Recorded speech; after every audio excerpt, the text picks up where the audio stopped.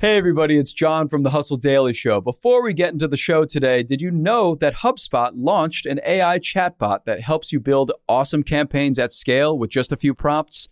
It's called Campaign Assistant, and it's a totally free-to-use AI tool made for marketers and business leaders who spend hours a day on content creation. Campaign Assistant will transform the way that you build marketing campaigns at scale. Craft personalized emails, ads, and landing pages in just a matter of minutes. Just pick the content type, add the key selling points, and let the AI take it from there. And the best part, it works seamlessly with all of HubSpot's marketing and sales tools to scale your output across email, social, and more. So AI your way into the most effective campaigns yet at HubSpot.com/campaign-assistant. Good morning, everyone. It is Tuesday, October 31st. I'm Rob Litterst here with Sara Friedman and Ben Berkley, and this is the Hustle Daily Show.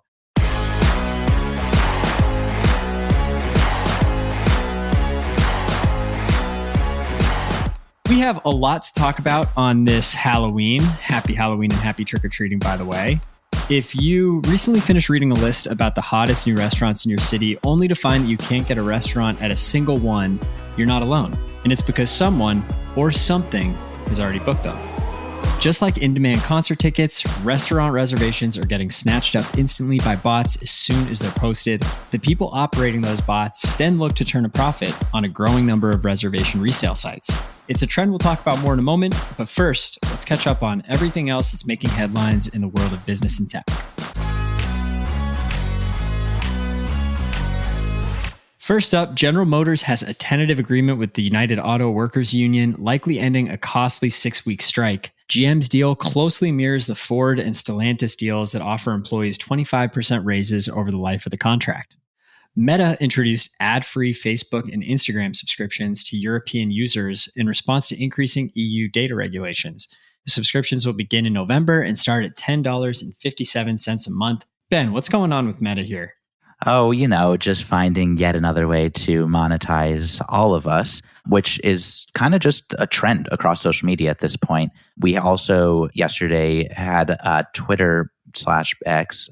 We need to just decide what we're going to call it on this thing. So annoying. We'll get there. But they just introduced similarly a new ad-free subscription tier. I think that one's called Premium Plus. But that will not only give you the ability to turn off ads, it'll also, it seems like, boost the visibility of your replies on the platform as well. Interesting. Whereas Meta's is priced at just under $11 per month. Twitter's is $16 per month. So either way, all of us are just in a really great spot. We have the option of paying to remove the junk that we don't want in order to just have full access to all the junk that we do want. Honestly, the one that I have come the closest, I think, to pulling the trigger on is YouTube. YouTube's premium subscription that gets rid of ads, but I just don't use it enough. If there is one app where I would pay to get rid of ads, it's ESPN Plus. If you want to watch any video on ESPN Plus, it could be a 10-second highlight video. You have to watch a 30-second ad. And then before you go to the next 10-second highlight video, you have to watch another 30-second ad. It is insane. And it makes me really concerned for the prospect of Disney's financial numbers, since they're really not great right now. And they're already over monetizing like this. It's pretty pathetic. Rant over.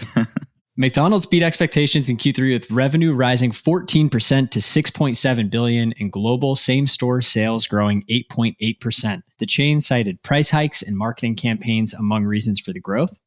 OpenAI is rolling out new beta features for ChatGPT Plus members, including the ability to upload and analyze PDFs or data files. 23andMe will grant drug maker GSK access to 80% of its users' anonymized DNA data. The deal is a boon for GSK's researchers, but this is not altruistic. In exchange for the boatload of genetic data, 23andMe will get $20 million. Magic Johnson, the former NBA star and investor, is now a billionaire. Johnson is worth an estimated $1.2 billion with his majority ownership in insurance company Equitrust, responsible for much of his wealth. And lastly, Kim Kardashian's Skims is now the official underwear partner of the NBA, WNBA, and USA Basketball. The brand, which was recently valued at $4 billion, introduced its first men's collection this month, starring NBA All-Star Shai Gilgeous-Alexander. I would say it shouldn't matter who is the official underwear partner of the NBA, but also let's keep in mind how many Hanes Michael Jordan has sold in his time. This is a good move by Skims. I'm really interested to see what happens here. I think like the most excited I've seen men get about underwear is MeUndies, and mainly that's just podcasters. Yeah. Just talking about how exciting they are and how great they are. I don't know. Maybe Kim Kardashian is going to create a little category here and get people excited about it. I wouldn't bet against her. Okay, so the main story today, we're going to talk about restaurant reservations. And I do have a recent experience that I think really touches on this topic. So it's a special birthday for my dad. My brothers and I decided we're going to take him down to Florida. We're going to go golfing and we're going to go to this steakhouse in Tampa that's super popular, right? They book 60 days out. People talk about how it's just like this crazy dining experience. I called the restaurant probably 4 months ago and tried to get a reservation. But like I said, they book 60 days out. So the woman on the phone told me, don't worry about getting on early at midnight or anything like that. Like there should be reservations for you. You should be good. So come October 9th, which is 60 days before our reservation, I log into the site and I try to make this reservation.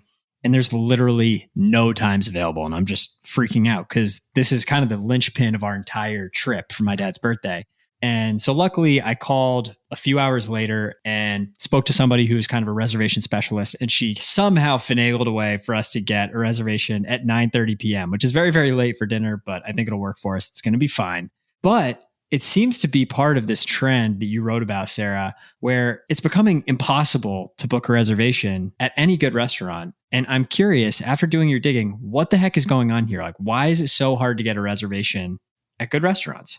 Yeah, I think unfortunately that experience is very common these days. And a lot of the time it is not people who are stealing the reservations from you, or it is, but they're the operators of bots that they've built to sweep up these reservations as soon as they're posted. So as you said, a lot of restaurants will say which day of the week or what time that they post all of their reservations, and people will program bots to immediately book up all of them the same way. We've seen this happen with concert tickets, and we're familiar with this practice elsewhere. And unfortunately, it's now coming for restaurants as well. It feels like food has taken such a central place in everybody's life, especially in cities where people get so excited about going to restaurants now.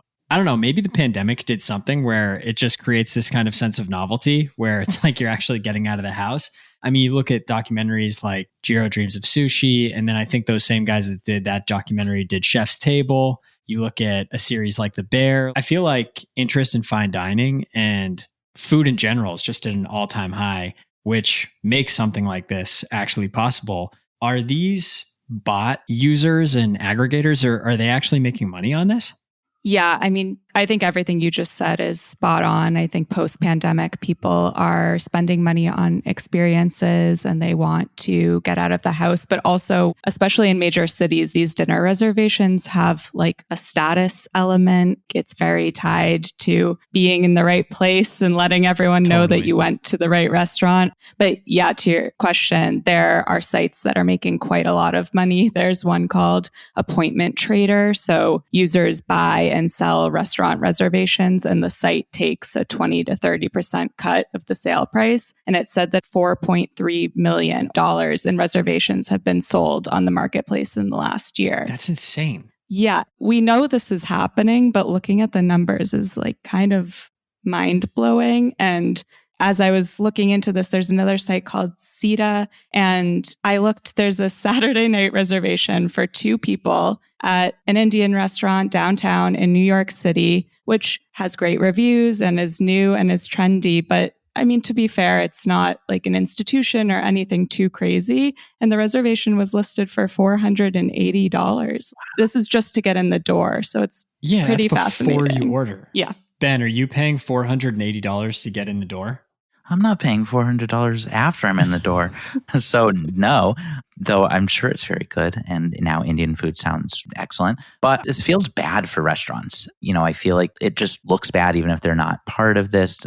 I guess you feel like you probably have a lot of people who are then no-showing. So what's going on? Like, how are restaurants fighting back on this? Yeah, exactly. I mean, unfortunately, it's lose-lose for everyone except for the people operating these bots, because we don't get to go to these restaurants, which stinks. But also, as you said, the restaurants are ending up with empty tables. And even when you have to put down a credit card for these reservations, bots fill it in with credit cards that bounce. So they're losing money in the process. So to combat this, there are some services that work with the restaurants. There's one called Dorsha, and there's a minimum spend to book reservations. And that actually goes towards your bill. So this to me feels like the direction that we will likely be moving, because restaurants have to figure out a way to have paying customers and not be left with tables last minute and be able to vet that there are humans booking reservations. So I think a site like this that requires a minimum, which then goes to your bill, will become more common in the future. Yeah, that does seem like a model that could make a lot of sense. And I mean, I think any way you slice it, historically, restaurants are usually like one of the more challenging businesses that you can possibly run. So in this case, with an app like Dorsey, if they're helping them get a cut, that does actually seem like something that could kind of change the game for fine dining restaurants. I think this is just kind of the next iteration of restaurants figuring out how, as you said, they can meet their bottom lines. So I think perhaps those fees will just shift to when you're booking to make sure it is a human with a valid credit card who will actually be coming in. What's interesting that you pointed out in your article too, Sarah, is that American Express has this Resi Global Dining Access benefit that gives card owners access to exclusive reservations. And I've already started to notice that there's almost like this little bifurcation in like the Open Table, Resi, and some of these other apps. There are these kind of tribes being set up, it seems like, with the reservation apps. I don't know if they're trying to kind of align themselves with a certain type of lifestyle or a certain type of consumer, but it's super, super interesting to think about this trend in light of that and like what these reservation apps might be able to do downstream, if there are these opportunities to kind of create a marketplace almost to drive demand to these different fine dining restaurants. Yeah, absolutely. I feel like all of this, if nothing else, just shows us the demand is there. People are quite literally willing to pay big time to even get in the door of some of these places. So I feel like there's a lot that companies could do with that desire and with how much people are willing to spend just for like the experience of some of these restaurants. Yeah, I would just note that the real way to combat this, and this is me throwing this down on Halloween of all days, just don't leave the house at night and just go to bed at like 8 o'clock and you don't have these problems at all. So, that's just another option to fix this, but I don't know if that's going to be the most popular option to fix this.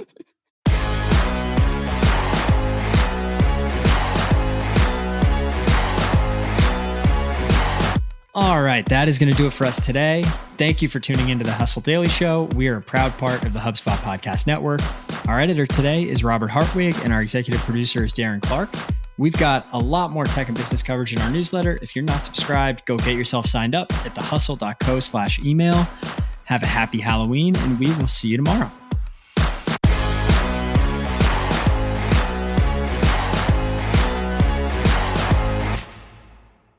Let me tell you about a show that I've been loving lately. It's called Entrepreneurs on Fire. It's hosted by the incredible John Lee Dumas. It's available now on the HubSpot Podcast Network.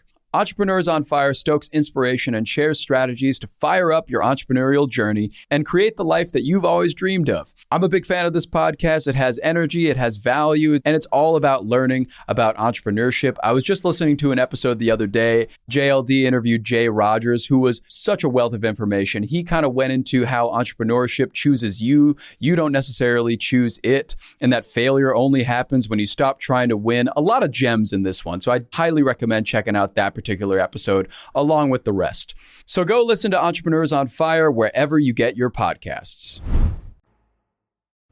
Hey guys, if you listen to the Hustle Daily Show on Google Podcasts, we want to let you know that the option will no longer be available pretty soon. Google is sunsetting its podcast app sometime in early 2024 in favor of YouTube Music, and we want to give you a heads up before it's too late, since that time's almost here. The Hustle Daily Show is available everywhere and anywhere that you listen to podcasts, like Apple Podcasts and Spotify. If you're using YouTube Music, we are there as well. If you're an Android fan, there are plenty of apps like Overcast, Pocket Casts, Player FM, and more. So just search for us wherever you decide to listen to your favorite podcasts.